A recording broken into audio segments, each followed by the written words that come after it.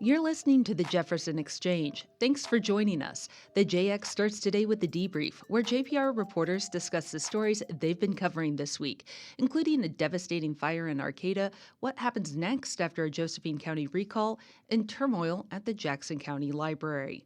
I'm Maria Carter, JPR's news director. I'm Justin Higginbottom, public health and safety reporter. And I'm Jane Vaughn, housing, homelessness, and education reporter. And Justin, you covered a tragic fire in Arcata. Tell us what happened there. Yeah, so this fire was downtown. This was last Friday, and we don't know how it was caused yet, but there were strong winds that day, and that probably contributed to it spreading so quickly.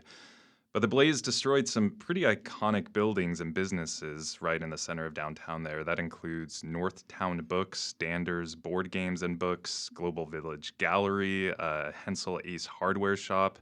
In total, 7 businesses were completely destroyed. Five businesses were damaged, and the apartments above those businesses were also destroyed.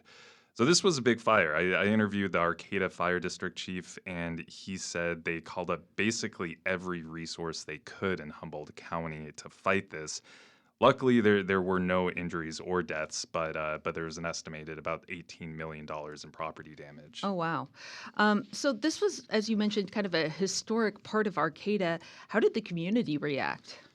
People were devastated. I know for myself, whenever I visit Arcata, I would always go to Northtown Books. It was a great little bookstore. It had served Arcata for over 60 years, so really an institution in the area.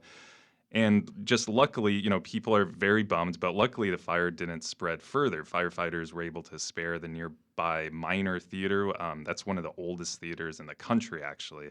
And that would have also hit me very hard. I usually go to the bookstores and the old movie theaters when I visit that area.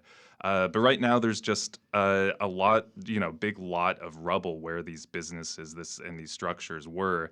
And I can only imagine, how hard it is for locals just driving past that and seeing this structure, these buildings for decades, and them not being there any longer. People have set up a number of GoFundMe pages for residents and businesses, so they've kind of come together in that regard. And do we know how long the investigation into the fire will take? We don't, but these things can be lengthy. That's what the fire chief told me. He said he had actually responded to a similar fire downtown decades ago. That was when he was just a volunteer. And he explained that the city's downtown buildings, which are very old, very, very charming, they're lovely, but they can pose these unique fire risks. There's been a lot of renovations and remodels over the years, and that can create these void spaces in the buildings, which allow the fire to spread laterally. So you might not realize the fire is below you or above you in the attic, and it can spread very quickly. We don't know what caused the fire, but these structures are kind of prone to that.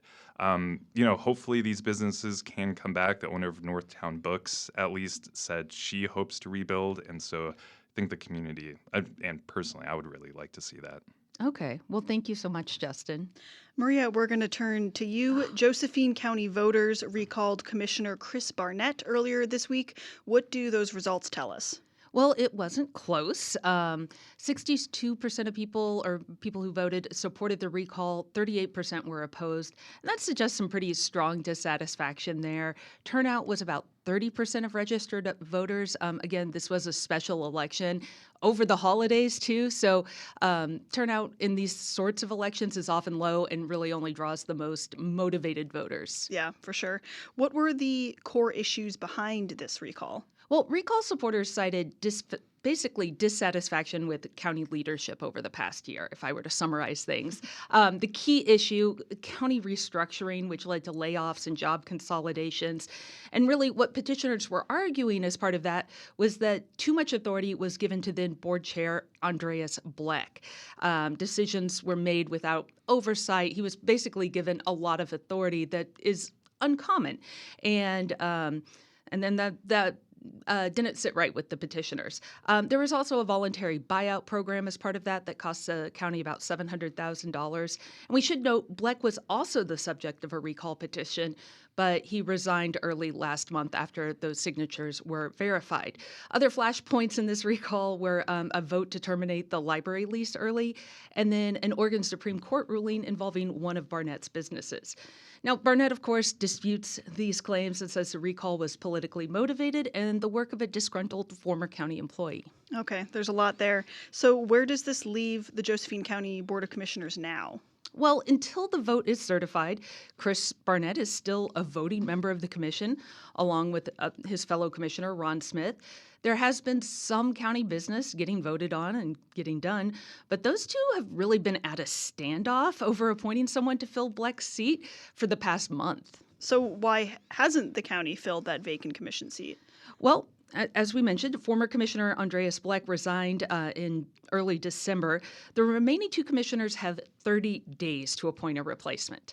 And Smith he's recused himself from the process. He cited political pressure and concerns about backroom deals. And without him there hasn't been a quorum to really hold that vote, which you need. So that 30-day deadline, it expired just before the election. Okay, so without the quorum, who has the authority to appoint a new commissioner? Well, now that the 30-day deadline has passed, County Legal Counsel says that authority now shifts to a temporary panel of other elected officials.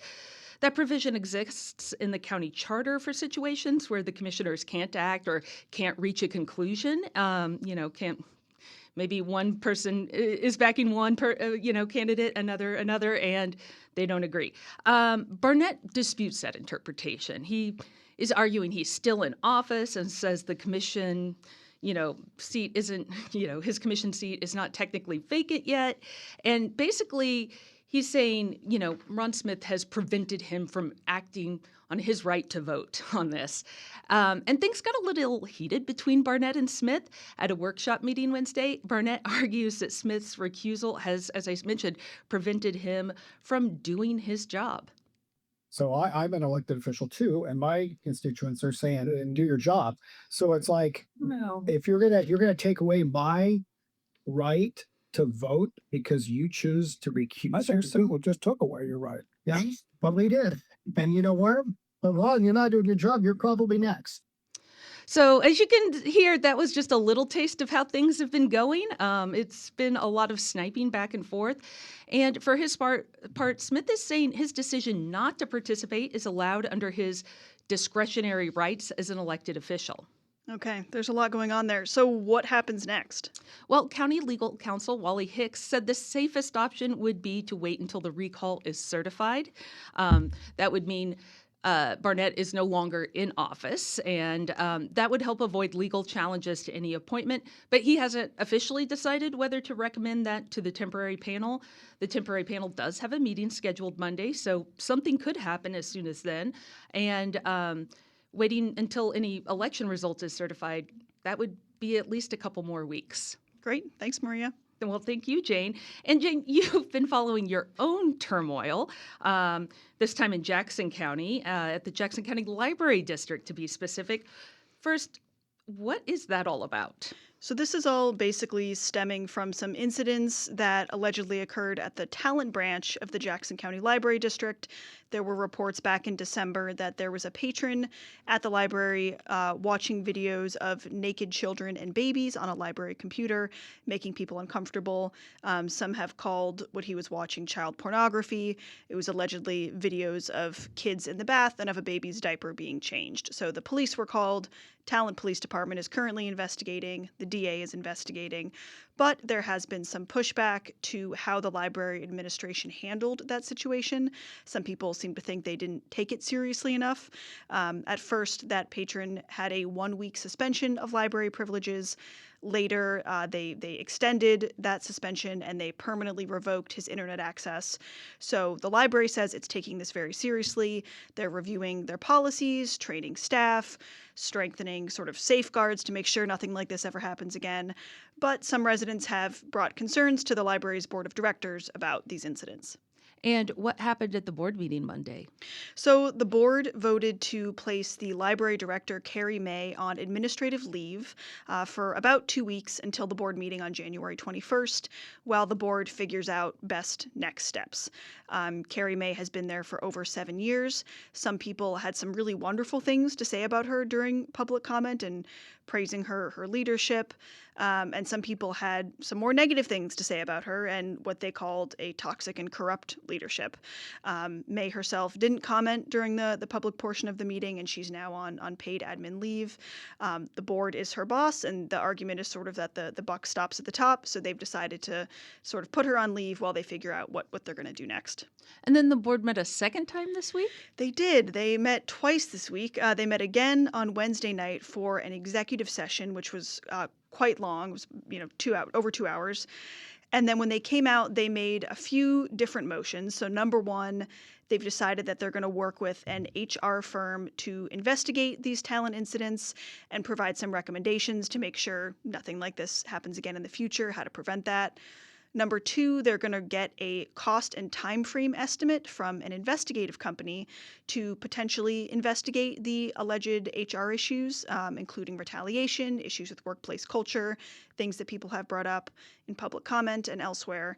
Number three, they're also going to have the library's attorney talk to an employment and labor attorney to get some specific legal guidance on a few questions that they have. And then number four, they also want to get the raw data from a staff climate survey that the library did so they can have that information about how staff feel about the library climate. So they're sort of working on it. Those are the motions that they made this week. And Carrie May is on leave until January 21st. So we'll have to see what happens next and what conclusions they come to. Okay, well, thank you, Jane. Justin, you also had a story about an activist suing the city of Ashland. He's claiming the city violated his freedom of speech.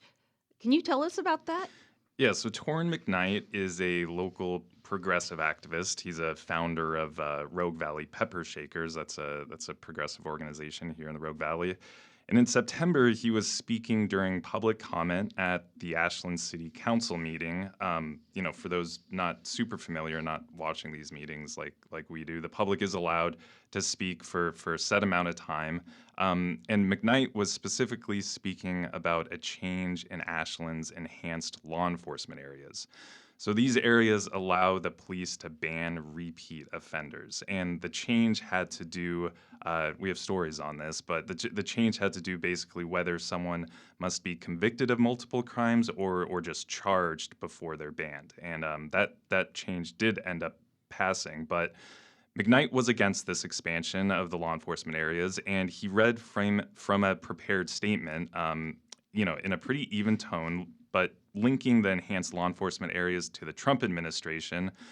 And where he got in trouble is when he called Ashland's police chief, Ty O'Mara, a fascist. And when he called him a fascist, he was cut off by the mayor during his public comment.